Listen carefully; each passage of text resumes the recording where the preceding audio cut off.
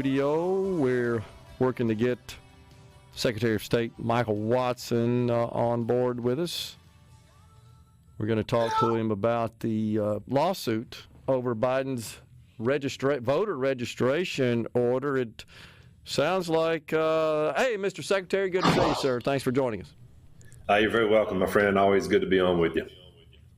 You bet, man. So the Biden administration, give us the background on this. They issued an order which I believe instructs various agencies operating within the states to, as part of just them conducting business with those agencies, a person, a citizen who perhaps has not been registered to vote, that they kind of facilitate that, even though they're not the actual agency responsible at the county level for registering a person. Tell us about this.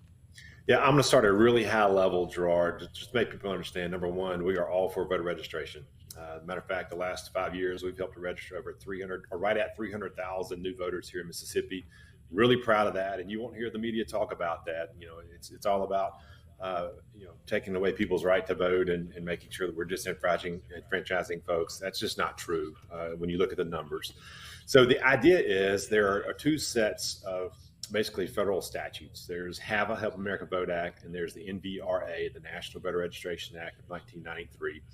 And in the NVRA, here's the important piece. There's Section 7, which says basically there are federal agencies you can work with for voter registration purposes. So think about DHS, think about Medicaid, think about those type where people get benefits from the federal government. And there's an MOU between the states and those entities.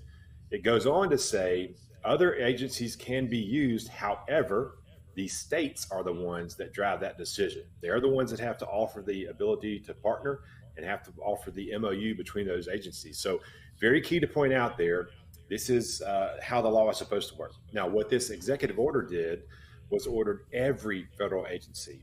And I'm talking about from the Railroad Retirement Commission / board on up to DOJ to you name it, come up with a plan that says how you're going to help people register to vote.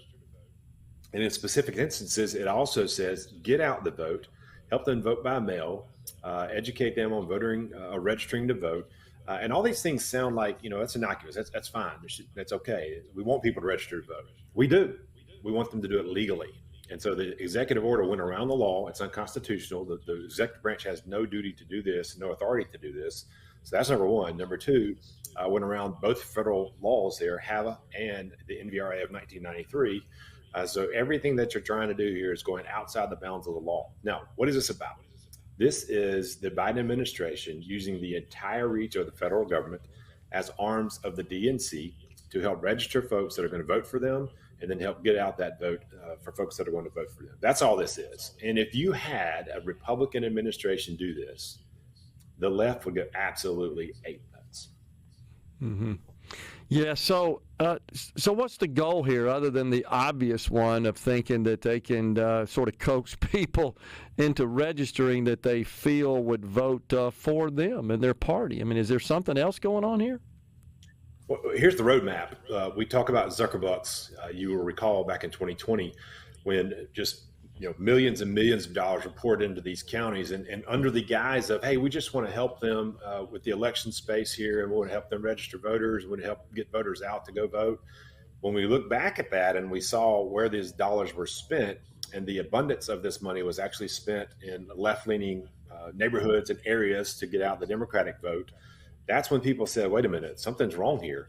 So they saw that it worked in 2020. Well, now how do we amp that up? Oh, you know what? We'll just use the federal government and taxpayer dollars to go ahead and target these areas where we know they're rich voters for Democratic purposes. And these get out the vote efforts, we're going to target neighborhoods and areas where we know we can get some Democrat votes that are amped up. And you'll find a Republican area here and there so they can say, hey, we did this with both sides.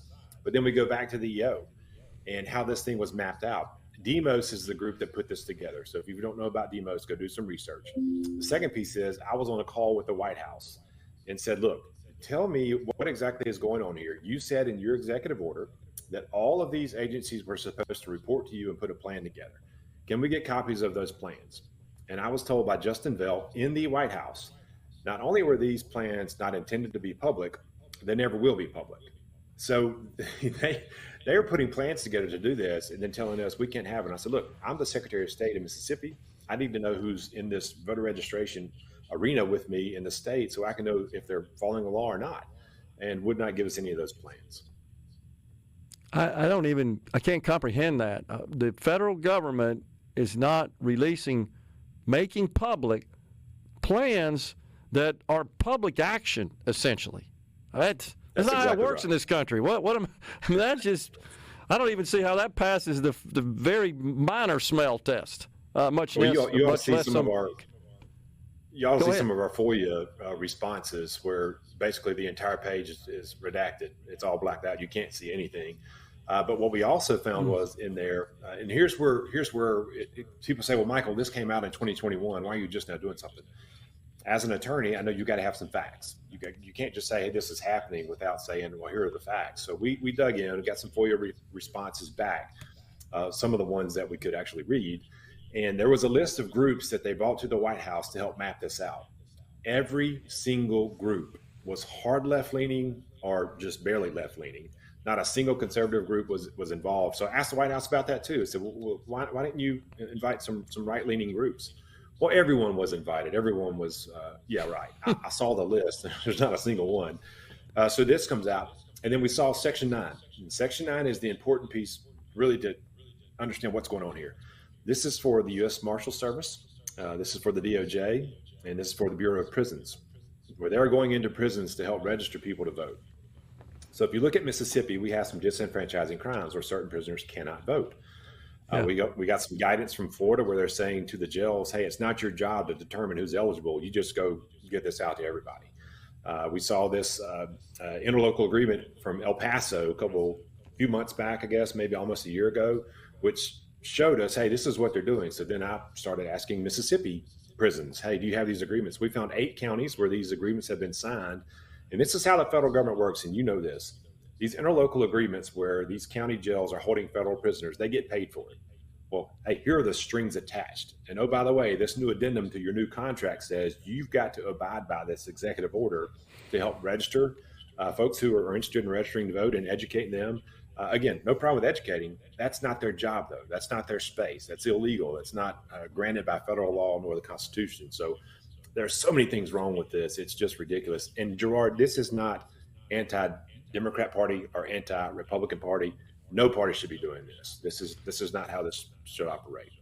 So how does this work in practice? Walk us through the process. A person who's not registered to vote, as an example, has some business to conduct with one of these agencies, and then I guess they're physically on site dealing with someone of the agency, a particular matter pertaining to them and their business with that agency. What happens after that? Yeah, so think, let's go Medicaid. Think you're going in to reauthorize your Medicaid, and in these forms, you're given a form to register to vote. Hey, look, I'm here to conduct business with Medicaid, and oh, by the way, if you'd like to register to vote, here's the form.